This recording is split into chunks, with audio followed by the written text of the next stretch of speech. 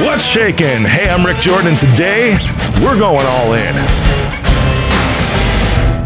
Krista Hilton is a conservative single mom and entrepreneur in Portland, Oregon, and the owner of the brand Drunk Republic. You need to go check this stuff out because it's amazing on Instagram at the Krista Hilton. Krista, what's shaking?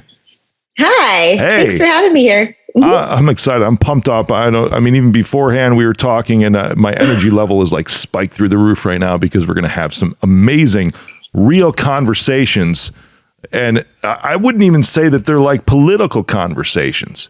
They're just real human conversations about people that happen to own or hold political offices. Right? It's not these types of convos are typically, I hate when like, oh, you're right, you're left, whatever. But how about we just be human and just have real talk? Okay. Mm-hmm. Awesome. Yes. So how are you? I'm good. I'm great. I'm just hanging out in rainy Portland. Super fun. That's interesting. I love it. How did you come to start the show, Drunk Politics? I had a business and it centered around helping small business owners gain control of their lives again, like helping them with inventory and kind of finding the holes on where they were losing money. And when coronavirus hit, I just kind of had to shut down because all of my clients couldn't pay me because they had to shut their doors. So everybody had like a physical space. But in order to try to help them, I read the whole CARES Act. And then I started watching all the press conferences and I was like, what the actual F is our government actually up to? So it just kind of kicked off from there. So after you read the entire CARES Act, which was long AF. I looked through most of it. I can't put myself up there with you where I read all of it, but I skimmed through so much of it, and there was so many things that were just kind of hidden in there too. Yeah. What were some of the things that stuck out with you? They were like, what the? Like how much money we give to different foundations that feels like they don't really need it. And the amount of money that just goes to places with no accountability. And some of the studies that are done, those always get me. Like I just made read, up data? Yeah, like made up data. Or there's one actually we funded. It wasn't through the CARES Act, it was something else, but it was pigeons gambling. And that was actually here in Portland. Like $500,000 went to that. Why? Wait, you're talking like the bird? Yeah. Like gambling on pigeons. What's a pigeon gamble? Mm-hmm. You don't know? I don't know. That's a good question. Okay, It's like, we're gonna have to Google this. Somebody on the team here, Google this and like put it up on my screen, please, because we need to find this out and solve this mystery of pigeon gambling. It was at like Lewis and Clark College, I think maybe. It was at one of the colleges here in Oregon. Yeah, it was really bad. Rand Paul does a Festivus report every year, and he puts in like the most obscene things the government spends money on, and it was actually in his report. The pigeon gambling, that's so crazy. All right, we're going to figure out what that is, but this was in the CARES Act, like it was dollars that were earmarked. I don't think this was in the CARES Act, but just our out of control government spending in general. But that was in this year's like Festivus report. So I think it was in the last 2 years that we gave money to that. That's crazy. That's just crazy. Yeah. $500,000 too, you're saying. That's insane. Mm-hmm. There's a lot of things that I know that are just embedded in some of these bills, like even in the $1.5 trillion bill that was just passed a little while ago, that are just sort of there and nobody really reads through, but they're things that not necessarily hold up different sides or a bill from getting passed in the House or the Senate. It's just, it's almost like personal pet projects, it seems, of some members of the House or the Senate. Mm-hmm. Yeah, they're just ushered right on in. It's crazy. It's crazy. And I think a lot of it has to do with special interest and lobbyists and who's going to scratch whose back. And I mean, the amount of money we spend doing that is crazy. No doubt. No doubt. With some of the things that are going on right now with different overseas wars, obviously with Ukraine and all that. I mean, at the time we're recording this, they just passed some more aid, and it was interesting because this was funny because I was on your Instagram page, and we're just on the heels of when President Zelensky addressed the U.S. Congress. And I think this was from that, but I'm going to play this here real quick, in a complete low tech way. This was hilarious, right? The articulate Speaker of the House. This was funny and also just WTF at the same time. But they know that we can't go there. Putin is trying to bait the trap so that we go in, and that's could be the beginning of World War III. Putin totally irresponsible, using weapons that are not allowed under the Geneva Convention. Putin, who threatens use of chemical weapons, nuclear, and the rest. So they know that we can't, but it's the ask. Now, he was this morning more. If we can't have a no-fly zone, let us have our own, and we need the airplanes to come in. That was just a portion of it. What is she saying? The actual fuck. What is she even saying? No, she doesn't know what she's saying half the time. I know. How are we allowing this? I don't understand. How do all of the people in Congress let her speak and think this lady's fine? Yeah, I know. And did you watch the State of the Union? I watch it every year. I did. Yeah. I did. And it was at the beginning of it, and I'll say this out loud. It's okay. Out to the world. It's okay. The first 20 minutes of it and I completely respect the office of the president, and even so, with things that are going on, let's be real, even with Ukraine, Russia, these are really, really tough decisions, because they are decisions that could affect American lives, and the weight of that on anybody, whether you agree with the current president's politics or views on anything or not, that's still just, again, it's human. Like I was saying, 100%. The weight of those decisions is just insane. Yeah. And when he got up there and he started talking about some things, at first, the first 20 minutes of it, I was like, who is this guy? Because it was actually articulate and energetic and on point in almost things that you couldn't even argue with because they just made sense that he was saying. But then it was after about 20 minutes. I don't know if his teleprompter broke or maybe there was an injection that wore off. That was the extent of his stamina. I know. Yeah, exactly. But then it dropped off so fast. And that wasn't the weight of anything in that moment. And I'm curious, what is going on and how do we fix it? This is what caused you to start your podcast to begin with, was drunk politics, and is there something that you can see that's like a clear path? This is a big question, a clear path to get back to how government should work for us as the American people? Basically, all of the people in office right now just need to go. Like, we need a new batch of people that are on the same page that actually care about getting things done for the American people. Because I think there's very few left that haven't bought into the whole political career. I mean, because I didn't really realize until I started doing this that it's a whole industry. I mean, running for office and all of the campaign managers and like all of the things that back that is a whole industry. And it's a multi-billion-dollar industry. It's not going away anytime soon unless we stop it. Yeah, I'm with you. I hear you on that. There's different things, that have been proposed. The president has a term limit, but term limits don't necessarily exist in Congress.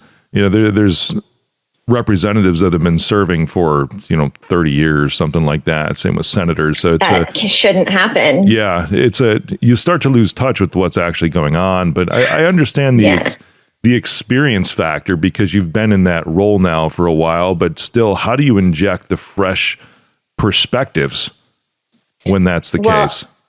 Yeah, I think there needs to be term limits. And I think that if you have never worked in the private sector, you have no business being in office because you don't really have a good, clear touch with reality. Like, there's no reason that someone should major in politics and then have a career in politics. Why? Like, you don't even know how the real world works at that point. You're not talking about our friend Bernie silly. Sanders, are you? I mean, his ideas are cute. They're like really cute. It's so cute that you think that you understand human nature. Like, that's cute, but like, it's never going to work. Well, that's okay. He produces some good memes, right? Oh God, the glove thing was like just the best. That was the best. It totally was. There's something that I know that you talk about too, which is parents and school choice. And I love talking about anything, both sides. I mean, on the show, just to hear people out, because I think that's similar to like Joe Rogan too. Is I just like to hear what people think. Yeah. So, what are your thoughts around that? Because I know that you've got some pretty good ones.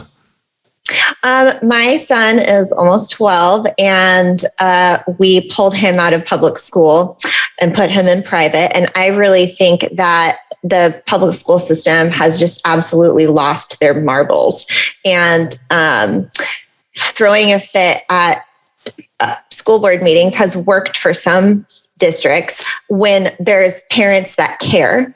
But like in our district here in Portland, no one attends the board meetings or shows up to watch even like on YouTube or the Zoom calls or anything, because they're still not meeting in person, or at least they weren't.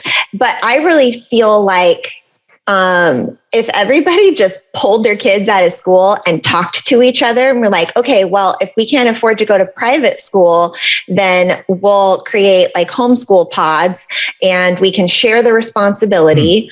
But if we all pull out at once, like it would crash the entire public school system, because they can't survive without our money, and they get money for each child. Yeah, they sure do. I don't know how it works in Oregon, but in the state of Illinois, which is where I'm from, which is, very, it leans left. We'll just put it that way. Yeah. There's the public school system is funded by property taxes. And I don't know if that's the same in the state of Oregon. Is it? Yeah. Yeah, it is. It is. Our kids are in an online private school. And it's done with a lot of self-paced videos. And then there's also some live classes. They've been in it even before the coronavirus pandemic, about a year and a half prior to that. It was the best decision that I think as parents that has ever been made.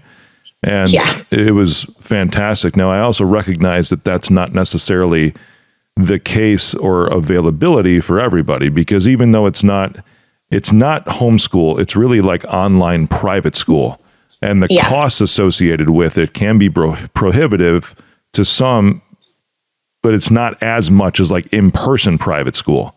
And my kids are involved in theater and sports and a lot of other things. So there's never issues with socialization. That was like one of the biggest things that people start to judge on immediately. It's like, listen, they can go to Starbucks and invite their friends or go to a movie. You can still see people. This is freaking 2021, 2022. Okay.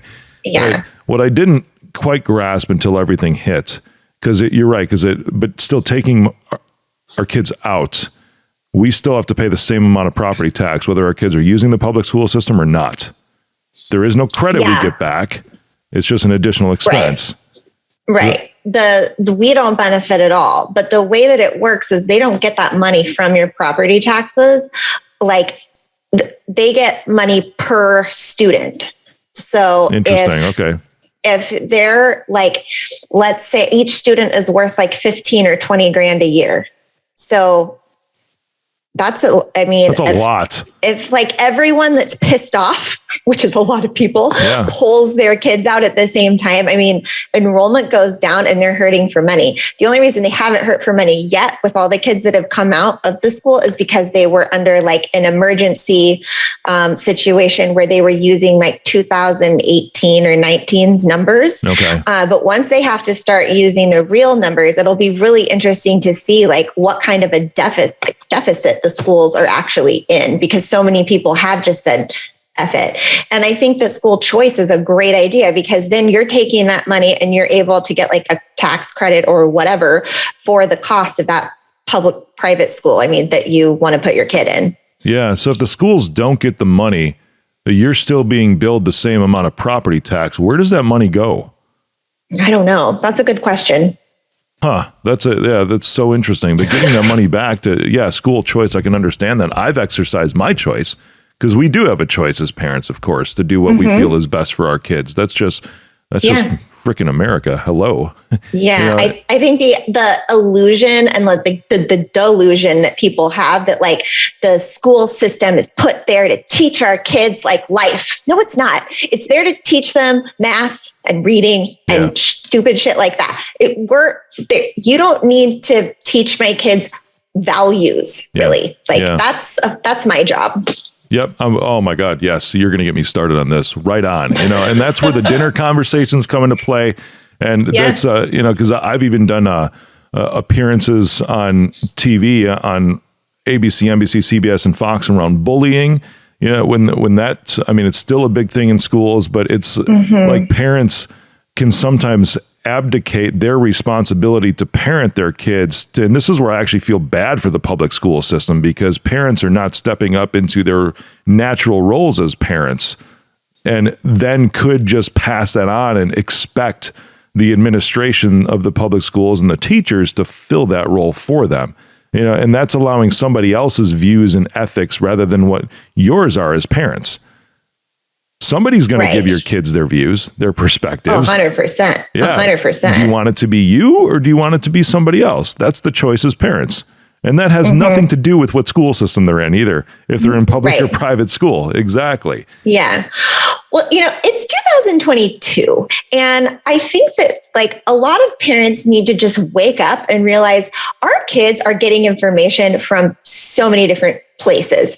And if you're not actively talking to your kids about hard stuff, they're not going to know how to decipher that effed up information if they get it from school or they get it from social media or whatever. So the more that we are open with our kids, the better off they are. Yeah. Yeah. How do you maintain that? Because you have a 12-year-old, how do you maintain that communication with your dude? It's a dude, right? Yeah. Yeah. Okay. Well, we live in Portland and we lived downtown. And so he started seeing people doing drugs like on the street really early. And some people judge me for like allowing that to happen. And my dad's a drug addict. Allowing him to see it? They were judging you for allowing him to see it? Yeah, like being around like an environment where that like homelessness and the drugs and all of that was taking place.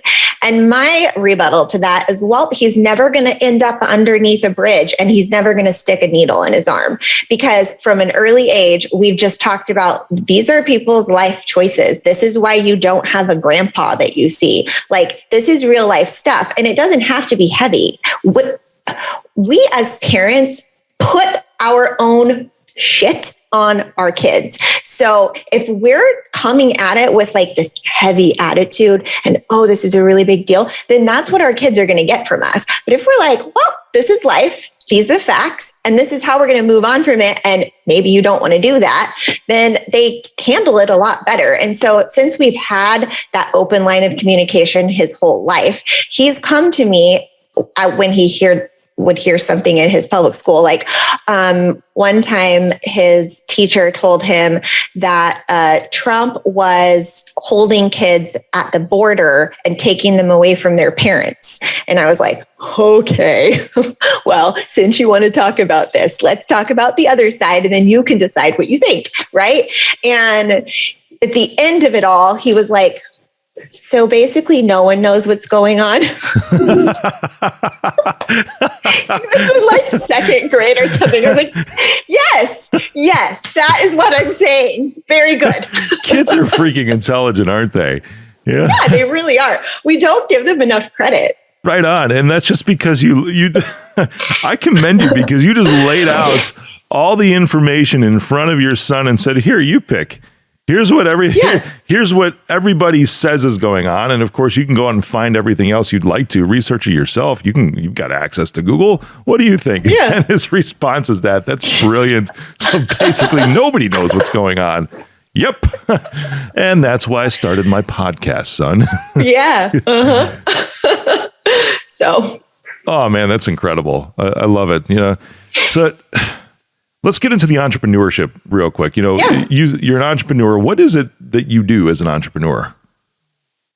Well, I started this business, and then I also do property management stuff I'm a partner in a property management company. Cool. And we just started a maintenance company. So I'm really ADHD and I like to have my hands in 17 different things at one time, or else I don't feel like a whole person. So that's been my entrepreneurial journey. But I did own a salon for 10 years, from like 19 to 29. And then I did real estate and I have done like securities and life insurance and all of that. Lots of sales. But this is a journey that I like the best so far. Yeah. This whole like social movement that I have going on with Drunk Republic. For sure. And that's an entrepreneurial journey as well. You said that you're ADHD. And I think, as you said that, I think I need to have, there's so many entrepreneurs that say that they are, and I've never actually labeled myself that way. There's people that told me, it's like, yeah, you could be. And I think I need to have an expert on the show about that, because I don't know. Because if we weren't the way that we are, maybe ADHD is actually a superpower for an entrepreneur, if that's a real thing, right? To where we're able to see so many different possibilities at the same time. And we can actually go after 17 different things just to see which one of those 17 is actually going to work, and let the other 16 fail, so that we can actually be successful and just crush it, way beyond anybody else, just because that one thing worked and we had the balls to go after, to even think up 17 things and go after all 17 at the same time. Yep. So if I'm ADHD, really bring it on. I didn't know that I was until I was 20. I think I was 30. And it all made sense after that. I was like, oh, so this over here isn't normal, and most people don't forget these things. And my brain developed ways to make up for certain things. I had, different routines and patterns that I had made up. And then I figured out like, oh, well, wait, my brain is actually processing things different than other people's. The guy that created the Amen clinics, he's rad, and you should probably get him on your podcast if you can. He does brain scans, and he doesn't diagnose anyone without doing a brain scan, which I think is brilliant, because so many people nowadays are misdiagnosed. And I think the big pharma, the big pharma medicine grab is, oh, well, psychotherapy and medical stuff like just shouldn't mix. No, it should, if you're going to shove a pill down somebody's throat. So he's really into pinpointing like exactly what's causing your ADHD or your bipolar or whatever it is. It's so closer to functional medicine. It's not attacking the symptoms or the surface level stuff. No. It's actually looking for the root cause. Yeah. Mm-hmm. Yeah. So brain scans. That's awesome. Yeah. Brain scans. Mm-hmm. I love it. This show is ADHD today. We're jumping all around. It's so cool. So what's on your mind right now? Right now, what's next on your mind? No, that's too much pressure. Oh, man. What's on my mind was actually like, a cinnamon roll. It just kind of popped into my head just now. See? Maybe that's going to happen today. Maybe you need to go. Lord. Maybe you should go get a brain scan. Maybe I should get a brain scan. That's it. It's interesting, though, because, we could go off of that, but even with... and this relates back to politics too. See, this is coming full circle because it comes full circle. It does. A lot of political agendas are very much surface level and special interest rather than actually looking at the root cause of something. Now, I'm still taking everything into account when I say these things, because there's a lot of weight on these decisions and there's a lot of complex issues. Some things are just not as simple as they seem. Even coming back to school over the course of the pandemic, there are a lot really of parents that could depend on the public school system to actually be a caretaker for their kids. And I had never really looked at it in this perspective until all of a sudden those kids were just home. And like double income houses where you had to have two incomes to survive, all of a sudden had to figure out some kind of childcare for their kid. Or figure out, is just one parent going to work now? Are we going to suffer? Or should the one parent go get a different job or work 2 jobs or 3 jobs because now our kid or kids are home because the schools are shut down? There's complexity to a lot of these things. Mm-hmm. There really is. I think, but we're humans and we adapt. So we were thrown a problem and we just had to figure out a way to deal with it. Like I was lucky because I worked from home anyways. Yeah. But allowing your child to like play video games all day because you have to work isn't really sustainable either. So there was a lot of like, okay, like, are you doing your homework? All of a sudden we're teachers and we're trying to work. Like, yeah, here it is 2 years later, and I'm forgetting because there was so much remote school that took place, over the past couple of years for the public school system. But there was that 2 to 3 month period where there was like literally nothing. Some of the schools just straight up shut down, not teaching any classes whatsoever because they were not ready for something like this.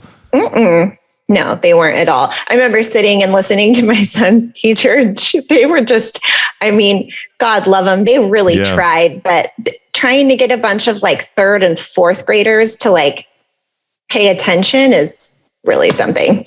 Yeah, no kidding.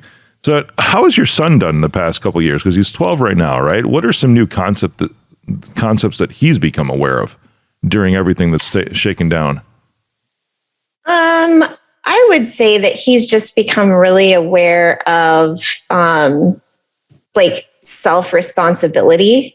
And I love that. And I'm his mom, so he clearly hears what I talk about all the time. So he just kind of thinks like the world is a little bit fucked, but not in a bad way. Like in a, all right, well, we should probably pay attention to these things. And he kind of sees both sides to everything and reads between the lines really well. So I'm pretty proud of him. He's really brainiac smart in like a on the spectrum sort of way though. So he's always kind of analyzed everything like that. That's so cool. That's awesome. I was able to take a look at that. There's been talk, of course, because you see the government in the state that it's in right now, and you see the school system in the state that it's in right now. And there's been a lot of concern, obviously, and probably, for good reason, with the generation that's growing up immediately. And the way that I see it, because you're describing your kids, and I know how my kids are. Again, they're in private online school. And I even have them involved in things that we're doing right now. My older two, like the podcast, my oldest literally edits the show. He's learned That's awesome. Adobe Premiere over the last 2 years, which is what movies are made of. I have made movies in Adobe Premiere that are out there right now. Liberty Lockdown, Cybercrime, they're documentaries. You can find them on Amazon, Vimeo. They're out there, right? Real movies. And he's using the stuff that Hollywood uses. He's learned that at, 13 years old and now almost 15.